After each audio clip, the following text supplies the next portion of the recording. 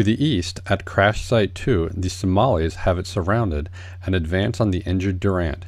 Two of the dreaded D's snipers, Gordon and Shugart, are killed while defending Durant and Super 6-4. A point of interest here is that one of the weapons used by Task Force Ranger were CAR-15s.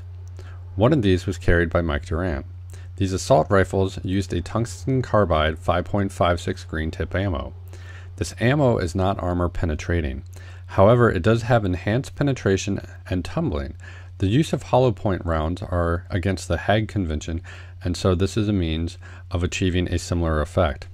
However, one problem that arose from using this ammo was that it did not have nearly the same knockdown potential that earlier weapons, such as the M14 used by Delta sniper Randy Shugart, did. Meanwhile, the Somalis quickly seize Chief Warrant Officer Durant and begin to assault him. Before he was significantly further injured, a local Somali national leader, Yusuf Tahir Moalim, claimed him as a prisoner of Mohamed Farrah Aidid. They then take him away and also remove his personal locator. The 10th Mountain Division convoy is recalled to the airport at this time. Deep in the Black Sea, Captain Steele continues to rally his isolated and spread out men into the houses that the Rangers and Delta are now occupying. Super 6-6 is asked to undertake a dangerous resupply of medical equipment, ammunition, and food and water to the dug-in Rangers and Delta protecting Super 6-1. The advantage that the U.S. forces previously enjoyed thanks to their night observation devices, or NODs, is gone. The Somalis, on the other hand, are able to move closer thanks to the cover of night. The Little Bird pilots ask the Rangers and Delta to further consolidate so that they have less chance of accidentally hitting them on their strafing runs.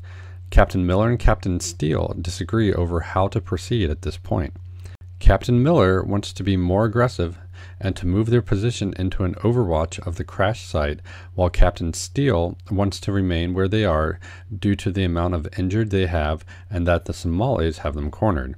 Captain Steele radios again for a medevac, but he is denied because of the possibility of another bird being shot down by the Somalis. Then the various Delta units begin to shift around to the corner building of the L nearest to Super 6-1, which allows them a better look at the alley that the helo is in. As the battle progressed, the Somali National Militias have been trucking in more and more fighters to the Black Sea neighborhoods. Now that it is nighttime, the Somalis feel that they have the advantage, but know that they have to act quickly before daylight returns. If they have not defeated the U.S. forces trapped in Mogadishu by that time, they know that a larger and more lethal force will be put into the field to evacuate the members of Task Force Ranger. The Somali forces, having overrun Crash Site 2, are now surging northward and are collapsing in on the remaining U.S. elements around Super 6-1. The lack of night vision and the sprawling terrain allows the Somalis to creep ever closer to the Rangers and Delta. Many times they are able to shoot over walls or toss grenades from buildings and other structures that give them shelter and a firing position onto where the Americans are located. The AH-6 Little Birds are proving invaluable as their miniguns and rockets keep larger groups and crowds at bay. Chief Warrant Officer Durant, who is in the possession of Aidid's men at this time, is given over to Somali Murian, or irregular fighters that act more like bandits and are not under the control of any of the militia leaders. Durant would later be ransomed back to Aidid and the Habergadir clan. At the airport, the 10th Mountain Division, the Volunteer and Returned Rangers, and Delta, and McKnight's Ranger convoy at the Ranger base are all ordered to rendezvous with the UN, Pakistani, and Malaysian forces at the Newport facility. The Malaysians have 28 German-made Condor APCs, and the Pakistanis have 4 M48 Patton tanks.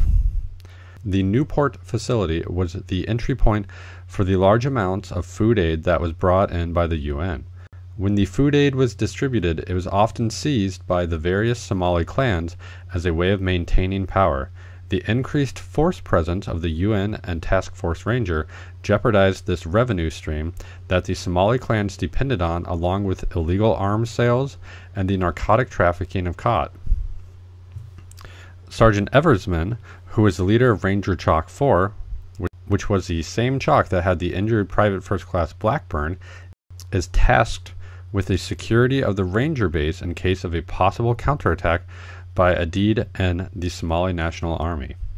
The Ranger base was conveniently located, but was not well situated. Somali observers could watch the base and also provide spotting for mortar attacks. 2 days after the Battle of Mogadishu, a mortar strike killed Sergeant Matt Rearson of Delta and wounded 16 others, among which was Dr. Rob Marsh, the Delta surgeon. His trauma chests, patterned after those used by the British in the Falkland Islands Wars, proved invaluable for saving many of the more critically wounded. The rescue force from the Ranger base and the airfield are now all at the Newport facility. There were Rangers, Delta, SEALs, Air Force combat controllers, or air traffic control operators, and who were part of the volunteer force, 2 companies of the 10th Mountain Division, Company A and Company C, all of which joined with the Pakistani Frontier Force Regiment and the Malaysian Royal Regiment. In total, the combined Task Force Ranger and Quick Response Force Rescue Convoy is over 500 men strong and has 100 plus vehicles. It will eventually stretch to a length of over 2 miles. The organization and handling of this force is given to Lieutenant Colonel Bill David. He planned, with the Malays and Pakistanis, to have the M48 Pattons lead the way, followed by the Condors, Humvees, and trucks. The Malaysian infantry is asked to move out of the Condors so that the Americans can go in their place. The Malays insist on maintaining their drivers and gunners, however. Above the giant convoy, the Cobra gunships would provide air support. The Pakistanis then argue against using their tanks for leading the way, and the Malays do the same against having their Condors leave the main roads. General Garrison had earlier come to a similar conclusion. Due to the narrow streets and many alleys in Mogadishu, heavier armor such as tanks and even light armor could easily become vulnerable to the RPG attacks of the Somalis, though in a situation like this, the tanks would have easily cleared the roadblocks that would be barring the relief forces' progress.